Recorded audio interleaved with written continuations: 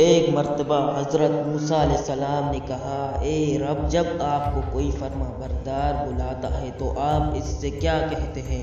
ارشاد ہوا، میں کہتا ہوں لبیک۔ پھر انہوں نے پوچھا، جب زاہد کہتا ہے تب کیا فرماتے ہیں؟ ارشاد ہوا، میں لبیک کہتا ہوں۔ انہوں نے پوچھا، جب روزہ دار کہتا ہے؟ ارشاد ہوا، میں لبیک کہتا ہوں۔ انہوں نے کہا، جب گناہگار کہتا ہے؟ ارشاد ہوا، میں کہتا ہوں لبیک لبیک لبیک۔ اے موسیٰ، ان میں سے ہر ایک اپنے اپنے عمل پر بھروسہ کرتا ہے اور گناہگار میری رحمت پر بھروسہ کرتا ہے، اور میں اس بندے کو خالی اور ناکام نہیں رکھتا جو مجھ پر بھروسہ کرتا ہے، کیونکہ میں نے کہا ہے، جو اللہ پر بھروسہ کرتا ہے وہ اسے کافی ہوتا ہے۔ نبی صلی اللہ علیہ وسلم نے فرمایا، بے شک اللہ اور اس کے فرشتے ان لوگوں پر رحمت بھیجتے ہیں جو اپنے گناہ کا اعتراف کر لیتے ہیں۔